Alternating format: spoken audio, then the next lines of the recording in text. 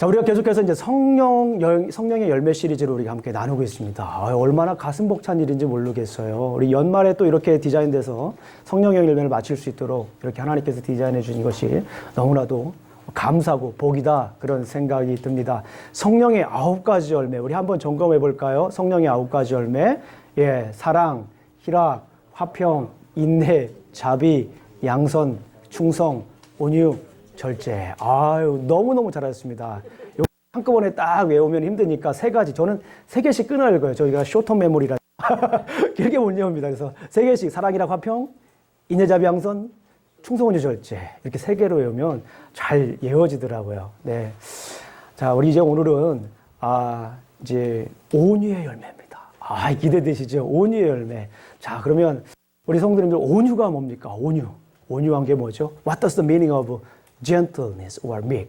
온유가 무슨 뜻이죠? 온유라고 하는 것은 성격이나 태도 따위가 온화하고 부드럽다. 그렇죠? 영어로 말하면 뭐예요? kindly, amiably. 그죠? 근데 여기 중요한 것은 뭐냐면 이 온유라고 하는 것은 단순히 온순한 그런 뜻이 아닙니다. 이 잘 아시는 것처럼 온유라고 하는 것은 길들인 야생마와 같다, 그런 뜻입니다. 길들인 야생마. 온유라고 하는 것은 tamed wild horse, 이런 의미를 가지고 있어요.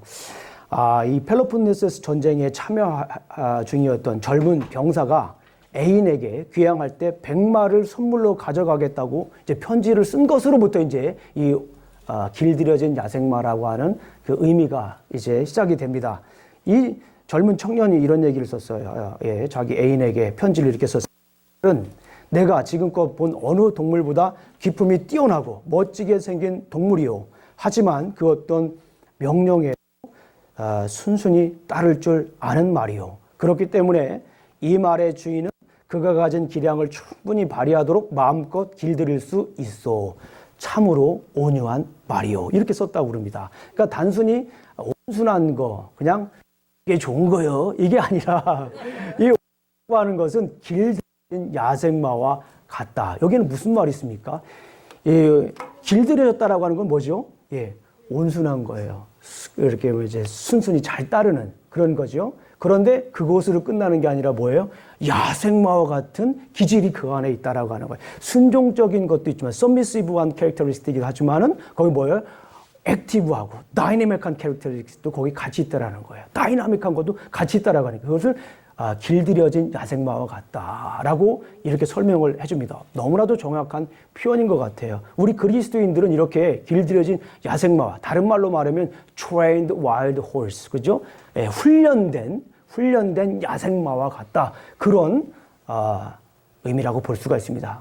자, 무엇으로 훈련됐을까요? 말씀으로 훈련된 야생마와 같다. 이 야생마가 말이 주인의 말을 듣지 않고 딴 데로 간다고 그러면은 그 말을 오래 탈 수가 없죠. 경기말로도 사용할 수가 없고 또 이렇게 교통의 수단으로도 사용될 수가 없습니다. 힘만 좋으면 그거 사용할 수가 있겠습니까? 그런데 잘 훈련된, 이게 온유라고 하는 거예요. 오늘 우리 성도님들은 이 의미를 알게 되면 이제 거의 다 이제 어떻게 우리가 살아야 될 것인지를 이제 이미 알으셨다라고 볼 수 있습니다. 자, 그러나 우리가 성경에서 말하는 온유가 무엇인지 우리 한번 오늘은 이렇게 쭉 한번 그동안 해왔던 것처럼 탐색해 보겠습니다. 자, 우리 성경에 성령 충만함을 받으라라고 하는 이 성령의 열매 가운데 이 성령의 열매를 이해하는 중요한 grammatical point, 3 grammatical point to know the fruit of the Holy Spirit. 그게 뭐냐면, 첫 번째는 뭐냐면 divine passive예요. divine passive. 신령한 수동태다, 그런 거예요. 신령한 수동태다. 자, 이게 신령한 수동태가 주는 우리 메시지 너무나도 강력하죠. 제가 뭐 벌써 9번 이상 말씀드렸기 때문에 우리 성도님들은 자, 편안하게 이제 들을 수가 있습니다. 처음 들으시는 분들은 이 설교하는데 뭐 grammatical point, 뭐 divine passive 이렇게 얘기하면 그럴 수도 있는데 이제 벌써 9번, 10번 때문에 편안하게 들으실 수 있습니다.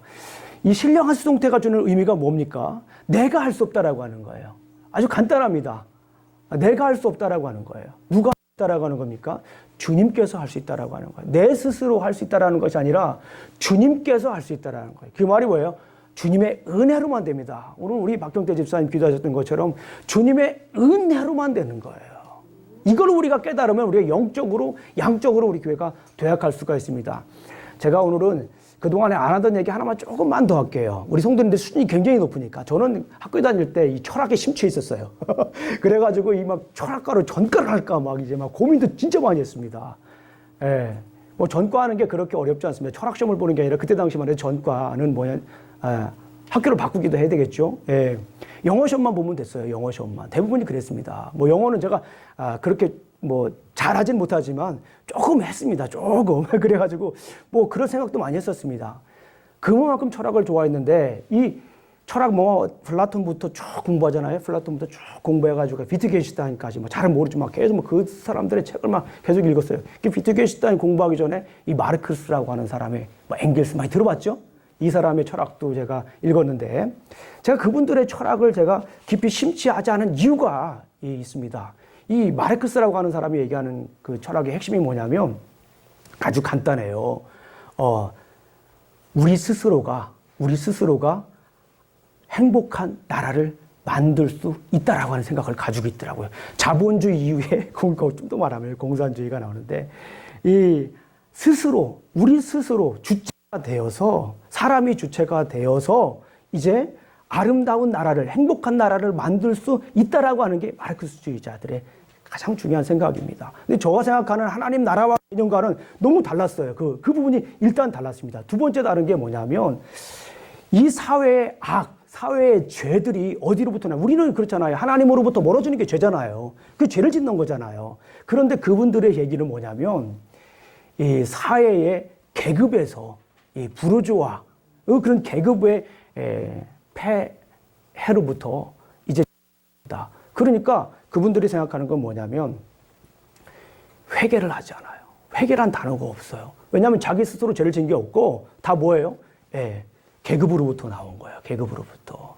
그래서 제가 더 심취하지 않았던 생각입니다. 거기서 중요한 게 뭐예요? 무언가 스스로 자기 스스로를 만들 수 있다라고 하는 생각이 그 생각인 거예요. 그런데 성경은 그렇지 않아요.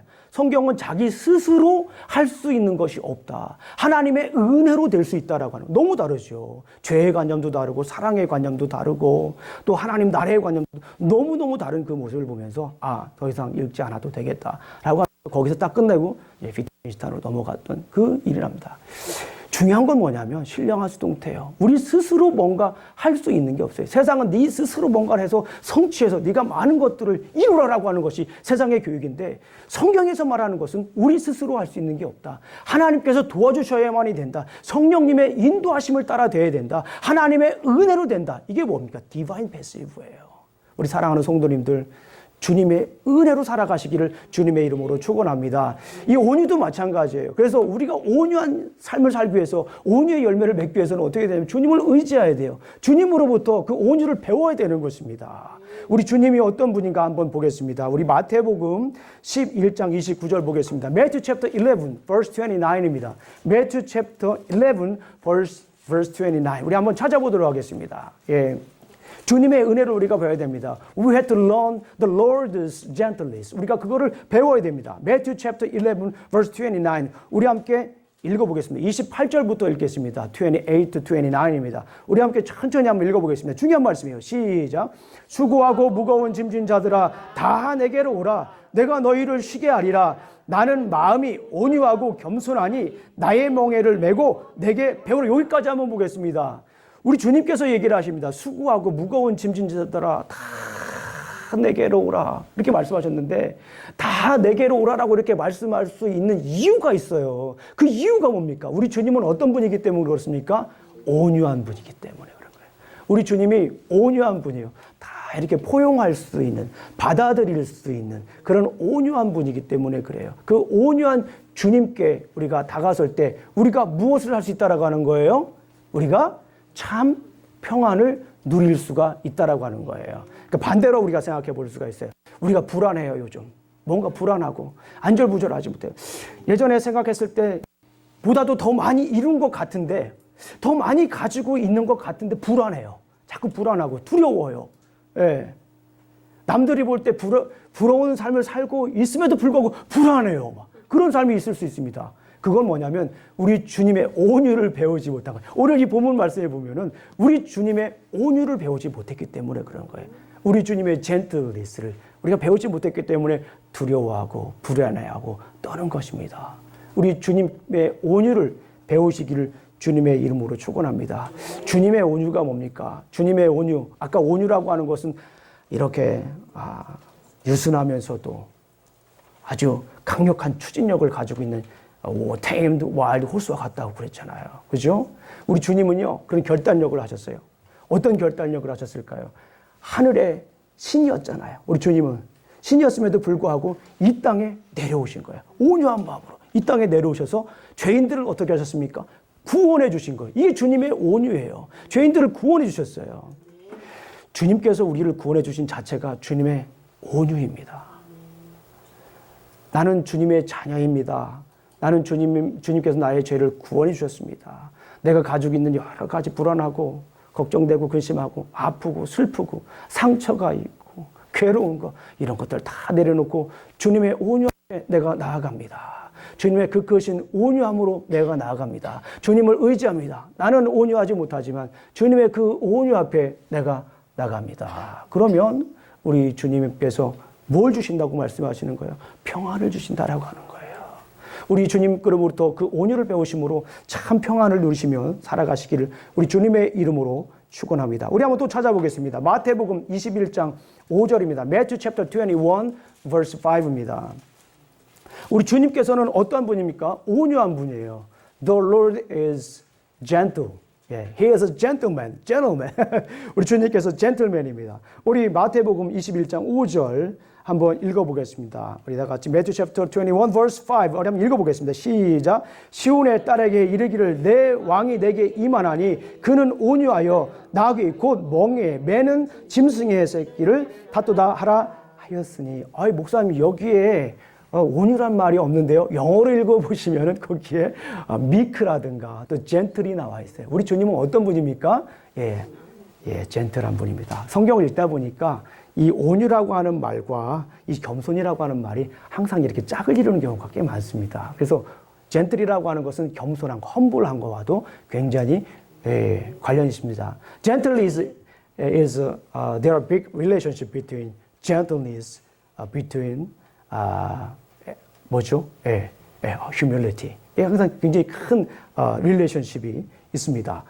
자, 우리 주님께서 이렇게 겸손하시고 이렇게 온유한 분이신 것을 우리가 알 수가 있습니다. 이 내용 우리가 잘 아는 거잖아요. 예수님께서 벳바게라고 하는 동네에서 두 제자를 불러 말씀하십니다.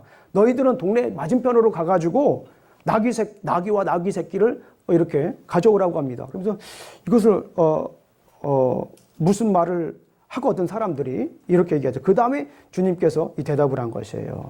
시온의 딸에게 이르기를 내 왕이 내게 임하나니 그는 겸손하여 나귀 곧 멍에 매는 짐승의 새끼를 다도다 하니라. 주님께서 굉장히 온유하신 분이다 라고 이렇게 볼 수가 있습니다.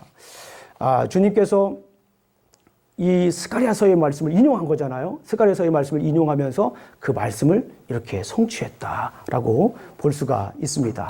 자, 우리 사랑하는 성도님들, 주님의 온유를 먼저 우리가 배워야 돼요. 우리가 온유의 열매를 배우려면 첫 번째 스텝이 뭡니까? 우리가 주님께 온유를 배워야 됩니다. We had to learn Lord's gentleness to bear the fruit of gentleness. 우리가 주님의 온유를 배울 때 우리가 온유의 열매를 맺을 수 있다라고 하는 것입니다. 우리 주님을 생각하셔야 돼요. 먼저 내 스스로 온유한 열매를 맺을 수 있다라고 하는 건 교만이에요. 주님께 의지함으로 우리가 온유의 열매를 맺으시기를 주님의 이름으로 축원합니다. 두 번째 우리 따라해 보겠습니다. 기필코 온유를 맺으라.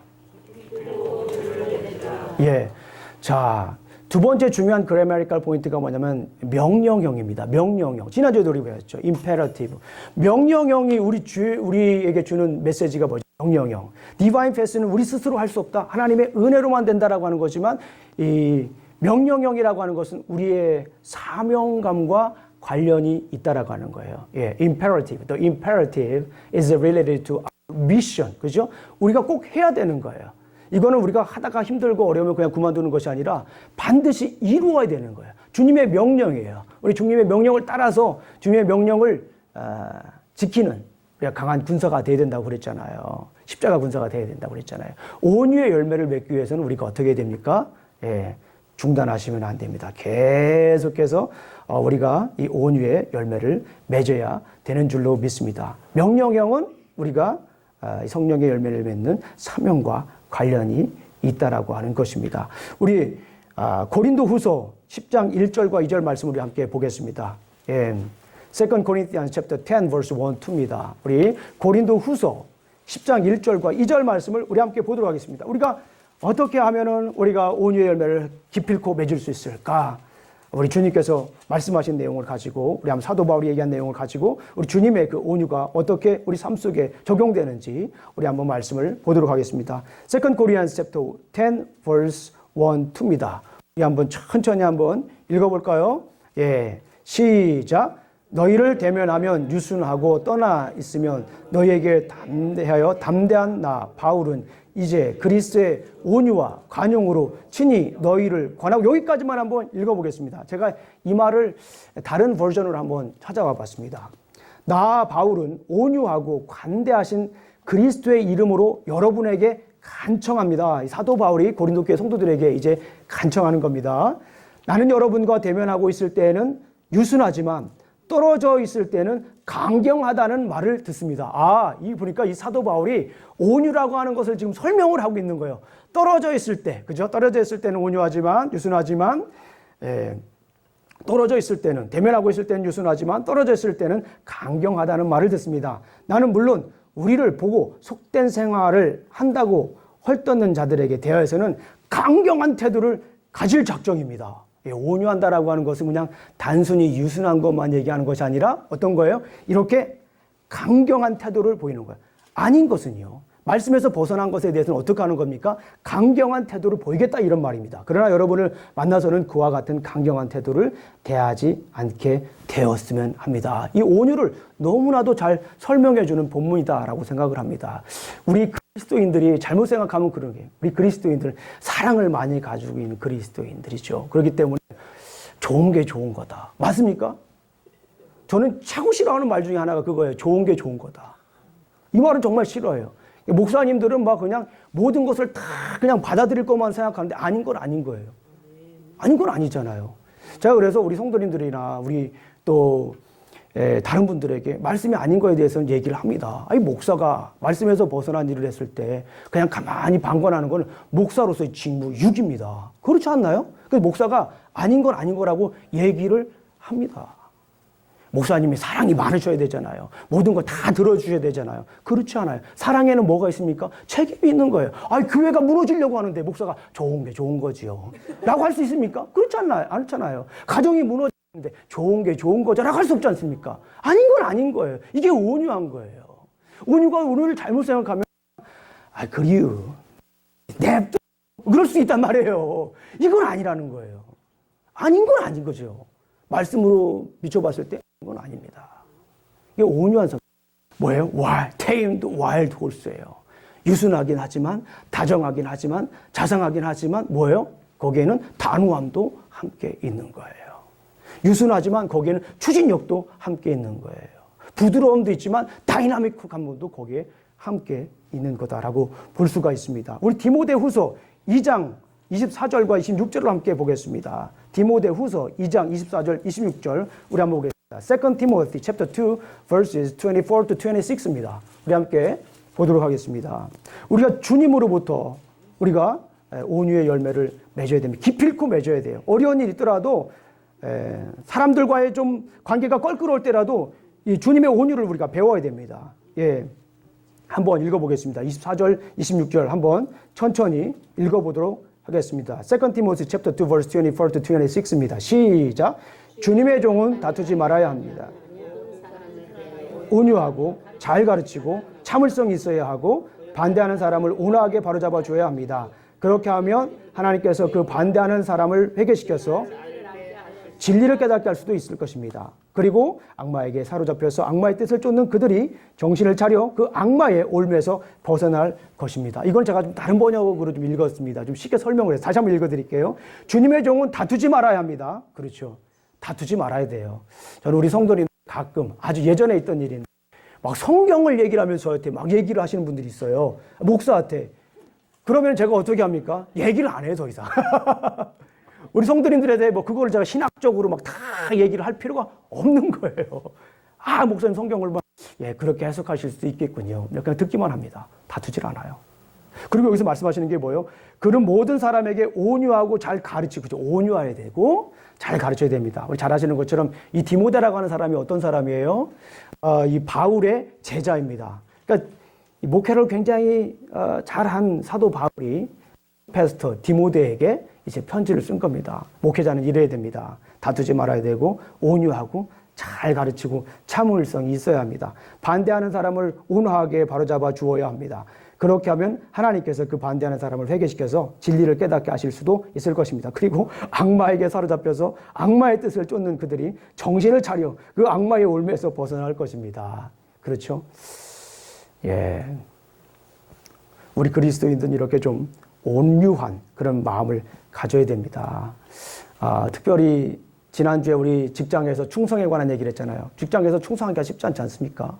예. 역시 직장에서도 우리 온유함으로 살아가야 됩니다. 우리 김세진 집사님을 보니까 온유의 대명사다. 예. 우리 안수 집사님 우리가 이렇게 이제, 임직을 할 때 제가 우리 직장 동료에게도 추천서를 받습니다. 교회에서는 열심히 하는데 또 직장 동료에게는 또 그러지 않을 수도 있잖아요. 그래서 추천서도 왔어요. 우리 박정대 집사님도 막 직장이 누구 있나? 아베. 아베에게도 받아야 됩니다. 직장에 있는 분들에게 온유한 그런 사람으로서 비춰줘야 돼요. 우리 사업을 하시는 분들, 우리 직장에서 우리 미소, 우리 집사님, 우리 한재 집사님 온유한 마음을 가지고 있는지 이렇게 한번 또 주변에 있는 분들에게 여쭤봐야 됩니다. 우리 특별히 직장에서 온유한 열매를 맺으시길 주님의 이름으로 축원합니다. 이거는 그리스도인의 사명이라고 그랬어요.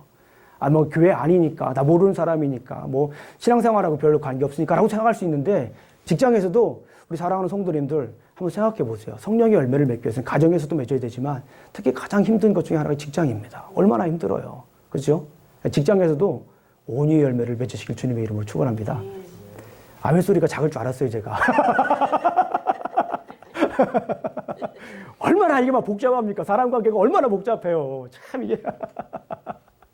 한번 마음을 다 잡고 한번 이 고백을 하는 거하고 안 하는 거하고 틀려요. 예.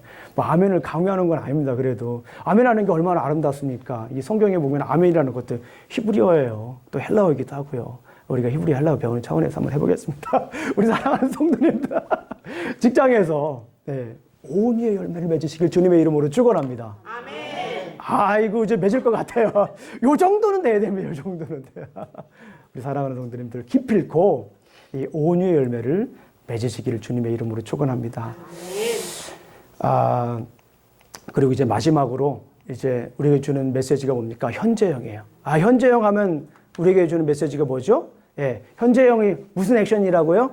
계속하는 거. 이제 너무 잘하세요. ongoing 액션.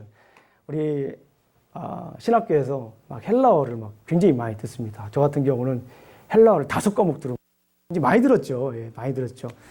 들으면서 이제 헬라어 열심히 배우고 나서 이게 수동태인데 거기서 딱 끝나는 경우가 굉장히 많아요. 이게 현재형인데 딱 끝나는 경우가 많습니다. 근데 그것이 주는 메시지가 뭔가라고 하는 거를 깨달아야 되거든요. 저는 그거를 목회를 안 깨달았어요. 신학교 다닐 때는 별로 깨닫지 못해요. 천부를 하고 바빠가지고 바빠가지고. 근데 목회를 하면서 성경을 연구하다 보니까 이게 정말 큰 메시지가 있더라고요. 디바인 패시브가 뭐예요? 하나님의 은혜로 된다라고 하는 거예요. 우리 스스로 될 수가 없다라는 거예요. 디바인 패시브, 그죠? 디바인 패시브 생각하면 저는 모세, 노아의 아르크, 이 테바라고 그러잖아요. 동력이 없는 배예요. 자기 스스로 갈 수 있는 게 아니에요, 동력이. 뭐예요? 바람 따라가는 거예요. 우리 주님께서 가라는 대로 노아의 방주가 갔잖아요. 그리고 또 뭐가 있습니까? 모세의 아르크, 모세의 바구니도 테바라고 해요. 그것도 디바인 패시브예요. 자기 스스로가 갈 수가 없어요. 그 나일강가에 띄웠는데 주님께서 가라는 대로 바구니가 갈 수밖에 없는 거예요. 이거를 우리가 경험할 때 영적으로 도약하는 거예요. 임페라티브. 주님이 하라고 그랬으니까 명령이니까 반드시 해야 되는 거예요. 우리의 사명인 거예요. 포기하면 안 됩니다. 그리고 현재형. 현재형은 뭡니까? ongoing action. ongoing action. keep going action. continuous action이에요. The presence signifies ongoing action이에요. ongoing action. 계속 하라는 거예요. 쉬지 말라고 하는 거예요. Don't give up. 포기하지 말라는 거예요. 열매를 맺는데 포기하면 열매를 맺을 수가 없어요. 그죠? 계속해서 열매를 맺어야 됩니다. 우리 사랑하는 성도님들, 이 온유의 열매를 맺는 사람들에게 우리 주님께서 약속을 주셨습니다. 우리 주님께서 어떤 약속을 주었을까요? 우리 마태복음 5장 5절을 한번 읽어보겠습니다. Matthew chapter 5. You can find the Lord's promise toward those who meek person. meek person. 예. Matthew chapter 5 verse 5입니다. Matthew chapter 5 verse 5. 우리 함께 읽어보도록 하겠습니다. 네. Matthew chapter 5 verse 5. 짧죠? 다 외우는 말씀 중에 하나입니다. 우리 한번 읽어보겠습니다. 시작. 온유한 자는 복이 있나니 그들이 땅을 기업으로 받을 것이며. 아멘. 우리 땅 많이 가지고 계신 분들 한번 손 들어보세요. 아무리 좀 야드가 막 렌치야, 렌치. 텍사스에서는 뭐 렌치 하면 살아야 되는 거 아닙니까?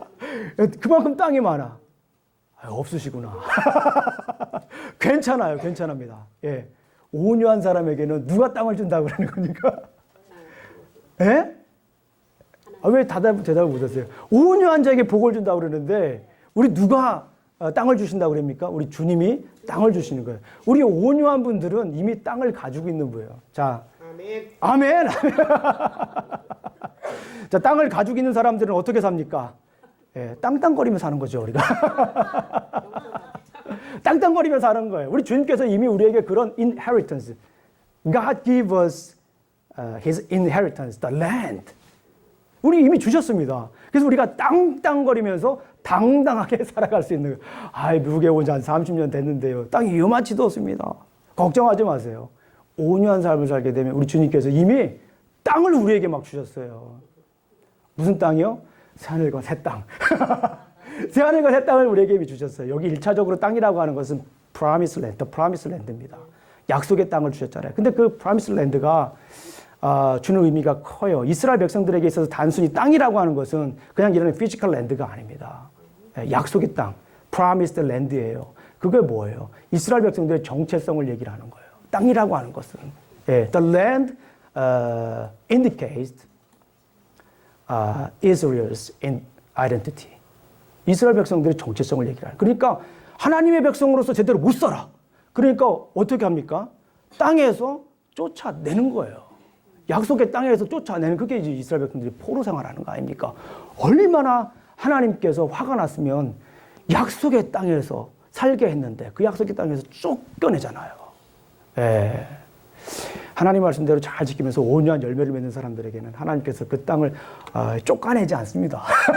쫓아내지 않고 하나님께서 그 땅에서 잘 살 수 있도록 인도하십니다. 창세기서 12장 1절과 3절을 보게 되면 하나님께서 우리에게 주신 세 가지 중요한 약속이 있으면 너는 복의 근원이 될지라. 그 말은 뭐냐면 히브리어로 보게 되면 너는 복 자체요, 그런 말이에요. 너는 복덩이요, 그런 말입니다. 근데 그 중요한 요소가 세 가지 있어요. 뭐가 있습니까? 벌써 이렇게 되면 안 돼요. 시작. 땅시 나라. 아이고, 참 지금 얘기하신 분들 다 이름 적어내세요. 제가 따로 보상을 하겠습니다. 달란트를 드리겠습니다. 네, 땅과 씨와 나라에 관한 그런 약속을 주셨는데 그 약속을 하나님께서 성취해 주시겠다라고 하는 거예요. 전국적으로는 예수님이 다시 오셨을 때에 요한계시록 20장에서 22장에 나와 있는 21장과 22장에 나와 있는 새하늘과 새 땅, 하나님 나라죠. 하나님 나라. 하나님 나라가 성취됐을 때 그곳에서 살게 하는 거예요. 하나님 나라를 지금 우리가 살고 있잖아요. 이 땅에 살고 있잖아요. 그런데 이미 살고 있지만 아직 다 성취된 건 아니에요. 그러나 예수님이 다시 이 땅에 오셨을 때 완전히 주님께서 약속한 그 새 나라, 새 하늘과 새 땅, 새 의를 삶에서 우리가 살게 되는 그런 복을 누리게 됩니다. 근데 어떤 사람에게 그런 복을 준다고요? 온유한 사람. 온유의 열매를 맺는 사람. 그러니까 새 하늘과 새 땅에서 우리가 뭐 해야 돼요? 온유의 열매를 거기서 맺는 거예요. 우리 앞에 있는 분들은 복덩어리들입니다. 복덩이십니다. 예. 우리 정경희 성도님들 보니까 온유가 그냥 천국에 가서 이야 왔다만한 온유, 우와 온유 열매가 있는 거예요. 온유 열매가. 우리 이영애 집사님 또 천국에 가서 보니까 이영애 집사님 막 그냥 겨드랑이에도 온유가 막 이렇게 달려 있고, 죄송합니다. 겨드랑이는 막 이 온유가 달려 있고. 예. 우리 박정수 권사님 막 그냥 막 몸에 그냥 다 그냥 온유가 걸려서 가지고. 예. 온유 열매 서로 나누는. 또 우리 박경화 성도님께서 온유의 열매가 막 이렇게 앞에 있는 분들만 하는 거예요. 앞에 앉으세요. 다부터.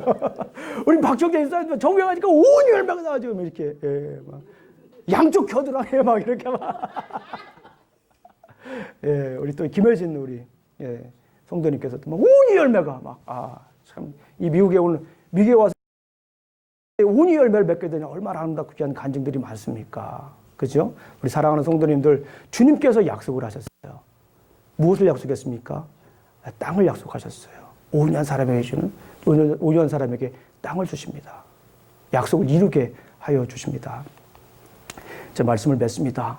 사도 바울은 성령의 인도하심을 따라 온유의 열매를 맺으라고 선포합니다.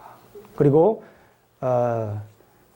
우리가 어떻게 이 본문을 통해서 깨달아야 될 것인가? 신자들은 주님의 약속을 믿고 온유의 열매를 맺으며 살아야 됩니다. 저는 온유하면 이제 결론을 맺으면서 이제 제가 책 한 권을 잠깐 소개해 드리도록 하겠습니다. 저는 온유하면 생각나는 그런 단어가 하나 있습니다. 그건 뭐냐면 바운더리라고 하는 거예요. 바운더리. 이해되십니까? 바운더리. 경계죠. 이렇게.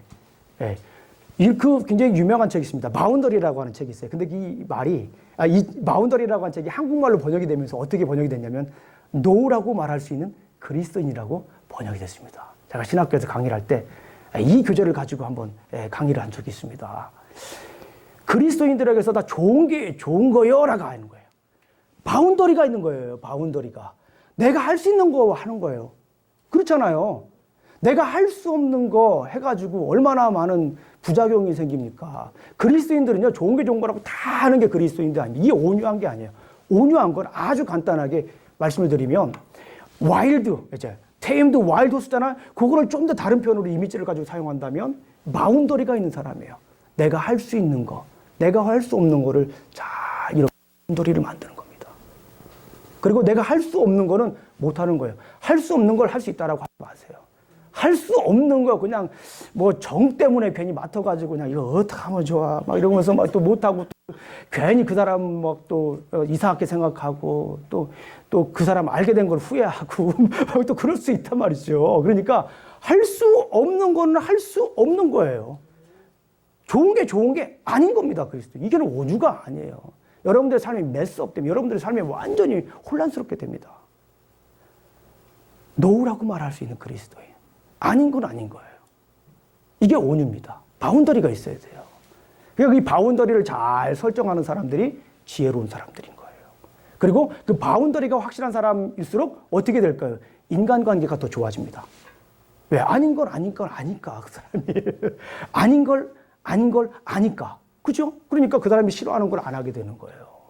그런데 다 이렇게 사랑으로 처음에는 할 수 있을 것 같은데 받아주고 나중에 괜히 막 또 이상한 관계가 되는 경우도 꽤 많이 봤습니다. 온유한 사람은 어떤 사람입니까? 간단히 정리를 하죠. 바운더리를 잘 결정하는 사람입니다. 여러분들 그리스도인들요, 노라고 말할 수 있어야 돼요. 항상 예스가 성령 충만한 게 아닙니다. 노라고 말할 수 있는 거는 노라고 말할 수 있어야 돼요. 이게 성숙한 그리스도인이고 오늘 성경에서 말하는 온유한 사람 중에 하나입니다. 우리 사랑하는 성도님들, 우리 주님은 온유한 분이에요. 우리 주님의 온유를 배워서 온유의 열매를 주렁주렁 맺으시길 주님의 이름으로 축원합니다. 우리 삶 가운데 온유 열매를 주렁주렁 맺으셔가지고 우리 주님께 이렇게 예배 시간에 드려야 되는 거예요. 온유 열매 이제 우리가 어떻게 맺는지 간단하게 살펴봤잖아요. 성경에서 말하는 온유가 뭔지 살펴봤잖아요. 그래서 이제 일주일 동안 온유 열매를 열심히 맺으셔야 돼요. 지난주에 충성 열매 맺으셨어요? 그게 뭐 반응이 없을 줄 알았어요, 제가요. 충성 열매를 맺으시고 이제 다음 주에는 오는 주간에는 이제 온유 열매를 이제 주렁주렁 맺으셔서 다음 주에 드리는 거예요. 이렇게 예배 시간에 주님 저에게 들어왔습니다. 예배라고 하는 건 내가 받으러 오는 게 아니라 뭐 하는 거예요? 드리러 오는 거예요. 드리러. 예배 시간에 드리러 오는 겁니다. 그래서 열매를 주님 받아주세요. 오늘은 이번 주는 제가 온유하지 못했는데 이것이만 그래도 받아주세요. 주님 기뻐 받아주십니다. 저는 온유를 크게 받아 맺었습니다. 주님께서 더 기뻐하시겠죠. 어쨌거나 온유의 열매를 맺으시길 주님의 이름으로 축원합니다. 주님께 드리고 주님께 드리는 것으로 끝나는 거 아니라 열매의 사명은 나누는 겁니다. 함께 나눠야 돼요. 주변에 있는 분들에게 온유의 열매를 나누시기를 주님의 이름으로 축원합니다. 우리 기도하시겠습니다. 하나님 아버지 참으로 감사합니다. 오늘도 이렇게 우리가 함께 말씀을 나누었습니다. 아버지 하나님, 우리 삶 가운데에 성령의 열매, 특별히 온유의 열매를 우리가 맺기를 원합니다. 주님의 은혜로, 주님께 주신 사명으로 포기하지 않고 끝까지 이 온유의 열매를 주님께 드리게 하여 주시옵소서. 그리고 이 온유의 열매를 우리 함께 나누게 하여 주시옵소서. 예수님 이름으로 기도합니다.